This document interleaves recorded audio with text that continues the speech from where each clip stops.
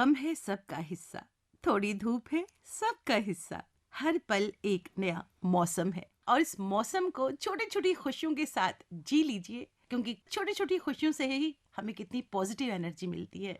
नमस्कार, मैं हूँ आपके साथ काजल और आधा आकाश हमारा कार्यक्रम में आज हमारे साथ हैं जानी मानी शख्सियत, पत्रकार, कहानीकार, साहित्यकार जयंती रंगनाथन। जयंती जी, आपका बहुत बहुत स्वागत। नमस्कार और बहुत बहुत शुक्रिया यहाँ मुझे बुलाने के लिए।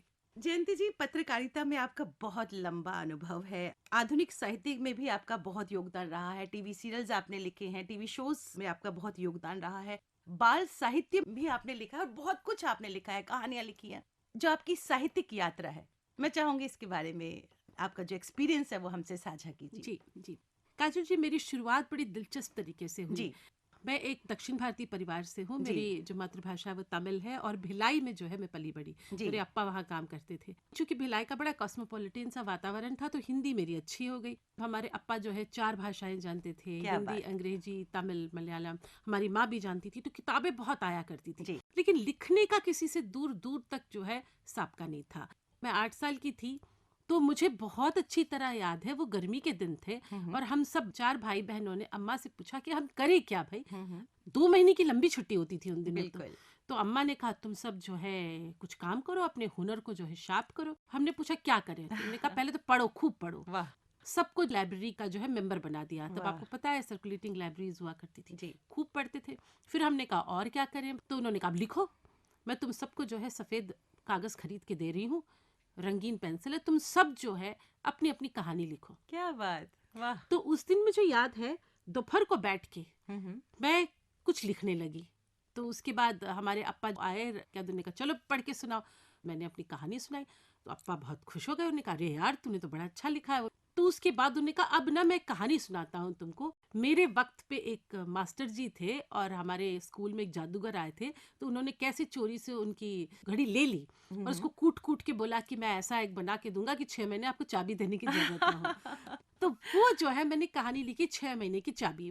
वो मेरे, क्या मुझे बात। लगता है मेरी फुल ब्लोन कहानी थी वाह। पहली।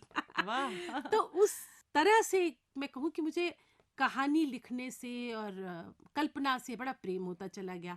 मैं कहानी लिखती थी और फिर सबको सुनाती थी, सबकी वाहवाही मिलती थी। फिर एक कहानी मैंने लिखी एक दिन, धांसू के आंसू। मुझे लगता है 11 साल की रही होंगी।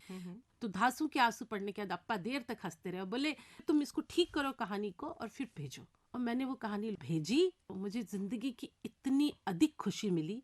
मेरी कहानी छप गई और मुझे जो है 45 रुपए का मनी ऑर्डर भी वाह। आ गया। क्या बात, 11 साल की उम्र में आपकी कहानी छपी, अपने आप में एक उपलब्धि है एक बच्चे के लिए। बिल्कुल। और उसके बाद से मुझे पता चल गया कि ये भी एक करियर हो सकता है या ये भी एक हुनर हो सकता है बिल्कुल। कि आप जो है कहानी लिखें। तो वो जो एक शुरुआत थी वो कहानी लिखने की शुरुआत थी, लेकिन जी। वो करियर की शुरुआत नहीं थी। मैं बनना तो एक बैंकर चाहती थी। मैंने बीकॉम एमकॉम करके मुझे बैंक की नौकरी भी मिल गई थी। जी। बाद में जब मीडिया की नौकरी मिली तो मैंने कहा भाई अब ये काम करती हूँ जो मुझे बहुत पसंद है। जो दिल के बहुत करीब जी है। जी जी, बिल्कुल आपने बिल्कुल। इतनी खूबसूरत बात कही कि आपको इतनी खुशी मिली जब आपने लिखा। राइटिंग की अगर हम बात करते तो राइटिंग के लिए कहा जाता है इट्स अ स्पिरिचुअल एक्सपीरियंस। आप क्या कहेंगे? मेरे लिए राइटिंग स्ट्रेस बस्टर है। हम्म। मैं स्पिरिचुअल एक्सपीरियंस से ज्यादा ये कहूंगी कि मेरे दिल को भरता है। वाह। मैं अपने आप को एक संपूर्ण मानती हूँ क्या जब मैं बात। कुछ लिखती हूँ, कुछ क्रिएट करती हूँ। देखिए, मैं 1985 से कर रही हूँ जी। मीडिया में नौकरी। तो लिखना तो हमारी हमारे पेशे का एक हिस्सा है भाई, बिल्कुल। रोज हम कुछ न कुछ लिखते हैं। बिल्कुल। बिल्कुल।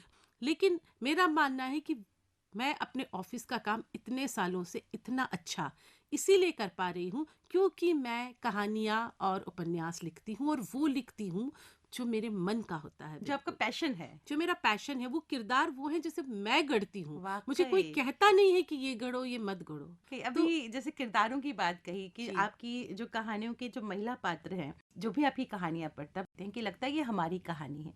तो जब आप किरदारों को चुनती हैं अपनी कहानी के, तो क्या सोच रहती है आपके जहन में? क्या सोच के आप पात्रों का चयन जी, करती हैं? देखिए मेरे साथ ये अनुभव रहा कि मैं एक छोटे शहर से मैंने शुरुआत की जी। और उसके बाद मैं मुंबई आ गई। हम्म। और मुंबई में मैंने एमकॉम किया और उसके बाद नौकरी की, टेलीविजन में नौकरी की। जी। उसके बाद दिल्ली आई और दिल्ली में भी बहुत ज़्यादा वक्त हो गया है मुझे। तो मैं महानगरों में रही हूँ तो मेरे पास ऐसे ऐसे लोगों से मिलने का अनुभव है जो कई तरह से अविश्वसनीय होते हैं, और जब किसी किरदार से मिलो तो आपको तुरंत पता चल जाता है कि इसके अंदर तो एक कहानी है वाकई जो आपको बेचैन कर रहा है और आपको लिखना है। बिल्कुल कई किरदार ऐसे होते हैं, एक झलक लोकल ट्रेन में आपने देखा, घर के बाहर देखा, पार्क में देखा, आपको तुरंत एहसास हो जाता है कि इनके पीछे कोई कहानी है। आप फिर वो बुनने लगते हैं। बिल्कुल, तो ऐसी कहानियां मेरे पास आती है। बहुत खूबसूरत बात कही आप। कहानी, नॉवल, पत्रकारिता, टेलीविजन, सीरियल, लेखन, बच्चों की कहानियां सबसे जुड़ी हुई हैं आप। तो ऐसी कौन सी विधा है लेखन की जो आपके दिल के बहुत करीब है? देखिए, शुरुआत बच्चों के लिखने से मैंने की थी, तो बच्चों का लेखन तो मैं हमेशा जारी रखना चाहती हूँ। बिल्कुल, लिखना अपने आप में ऐसी ऊर्जा देता है आपको, तो फिर इसे जॉनर वाइज क्यों बांटूं? बिल्कुल। जैसे अब मेरा जो नया नॉवेल शैडो है, ये एक सस्पेंस थ्रिलर और थोड़ा सा हॉरर वाला एंगल है इसमें, तो ये मुझे बड़ा चैलेंजिंग काम लगा। अच्छा, एक और बात बताती हूँ काजल जी, एक वक्त था जब मैं शायद दूसरों की देखा देखी प्रेम कहानी, भावुक कहानी, रोना धोना, ये सब शायद सोचती थी लिखने की। बाद में मुझे एहसास हुआ कि ये जिंदगी मैंने जी नहीं है, मुझे तो अपना भोगा हुआ सच लिखना है ना, जो शहरों में है, आधुनिक है। तो मैं इसीलिए हमेशा अपने विषय ऐसे लेती हूँ जो मुझे लगता है कि किसी ने लिखा नहीं और मुझे मजा आ रहा है। मुझे अपने हर किरदार को जब मैं जीती हूँ ना, उनसे मोहब्बत हो बिना जाती जिए है। तो आप लिख ही नहीं सकते। अगर आप एक्ट भी कर रहे हो तो you have to live that character, और जब लिख रहे हो तो तब भी आपको उस कैरेक्टर को जीना पड़ेगा, तभी वो फीलिंग्स आ पाएंगी, अदरवाइज बहुत फेक लगेगा। जब लॉकडाउन हुआ था तब भी आपकी एक सीरीज आई थी, क्या कहेंगे उसके बारे में? हाँ, लॉकडाउन जब शुरू हुआ और हम सब लोग घर में बैठ के ऑफिस का काम करने लगे, तब ये आइडिया आया कि चलिए हम लोग एक सीरीज बनाते हैं, लोगों से लॉकडाउन की कहानियां लिखवाते हैं। लॉकडाउन शुरू हुआ मार्च में और मई तक हमारे पास करीब करीब 30 लेखकों की कहानियां थी जिन्होंने लॉकडाउन पे पूरी कहानी लिख के दे दी। वो इतने अलग अलग शेड्स थे, तो ये अपने आप में बहुत बढ़िया अनुभव था। आपने बच्चों के लिए बहुत लिखा है।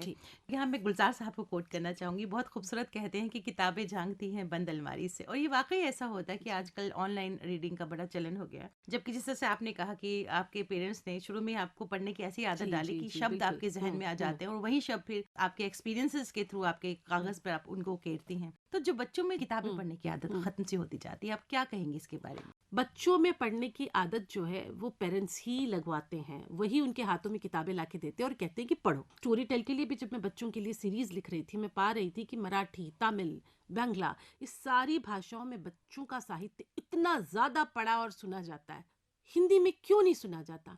तो उसका कारण है ना, पिछले 30-40 साल से वो अभिभावक जो खुद हिंदी में काम करते हैं या जिनकी मातृभाषा हिंदी है, उन्होंने अपने बच्चों को इंग्लिश माध्यम में डालना शुरू कर दिया।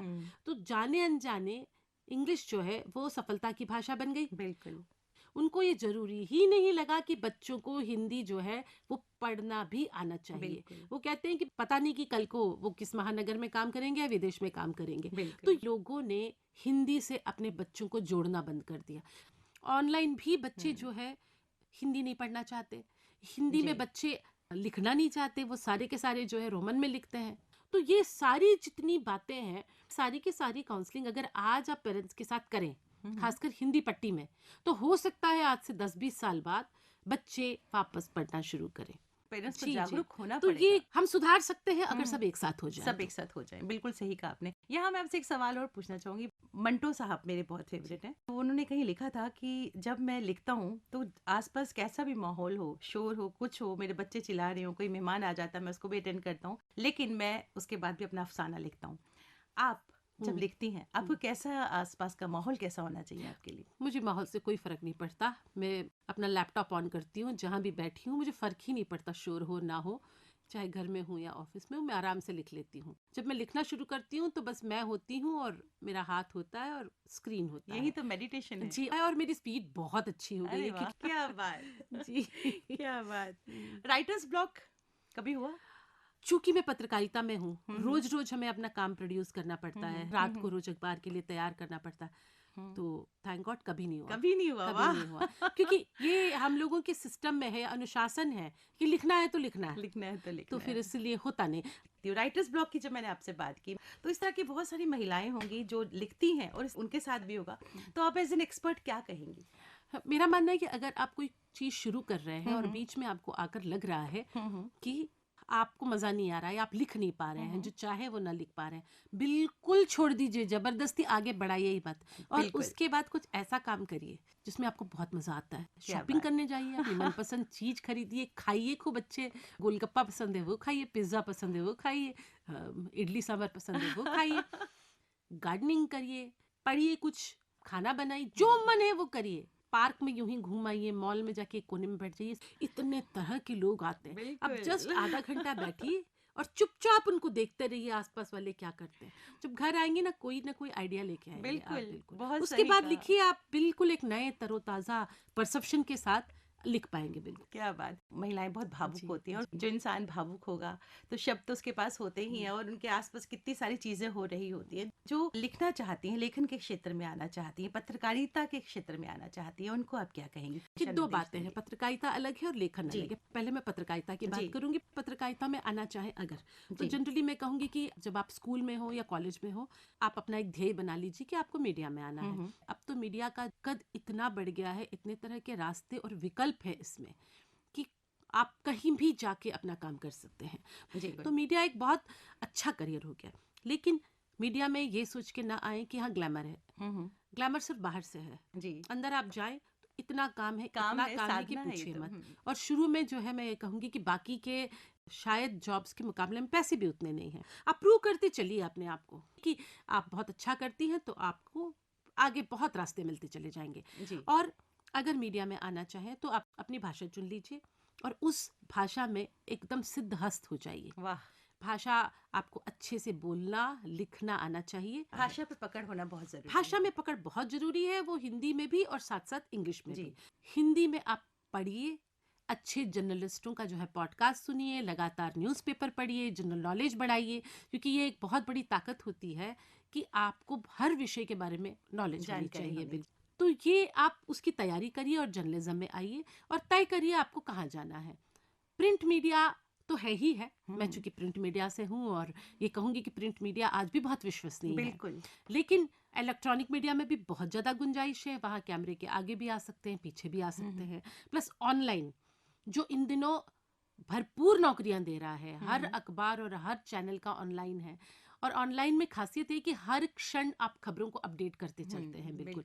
और ऑनलाइन के लिए आपको अगले दिन पेपर का या टीवी न्यूज़ ऑन करने की जरूरत नहीं होती, सिर्फ स्मार्टफोन चाहिए। जी। उसमें हर क्षण आपकी खबरें अपडेट होती रहती है। बिल्कुल। प्लस अगर आप अपना कोई काम करना चाहें, सोशल मीडिया के जरिए आजकल मैं बहुत लोगों को जर्नलिज्म में बहुत अच्छा काम करते देख रही हूँ। तो आप उस तरह से पत्रकारिता के लिए अपने को तैयार करिए, लेकिन हाँ जल्दी करें तो अच्छा है। देखिए, अगर पत्रकारिता के जरिए आप कमाई करना चाहती हैं, कहीं ज्वाइन करना चाहती हैं, तब तो आपको सही एज में आना पड़ेगा दूसरी नौकरियों और की अगर तरह। लेखन के क्षेत्र में आना चाहती हैं, उसके लिए कोई उसके लिए तो कुछ कभी भी आप उम्र लिख सकती बाधक ही हैं। नहीं है। और ये भी एक बहुत अच्छी बात है, सोशल मीडिया इतना बड़ा प्लेटफॉर्म है कि आप बहुत अच्छे से अपना जो है एक बेस बना सकती हैं प्रशंसकों का। क्या बात। बहुत बहुत शुक्रिया कहना चाहूंगी जयंती जी, आपने इतनी खूबसूरत बातें हमसे कही। बहुत बहुत शुक्रिया। Thank you.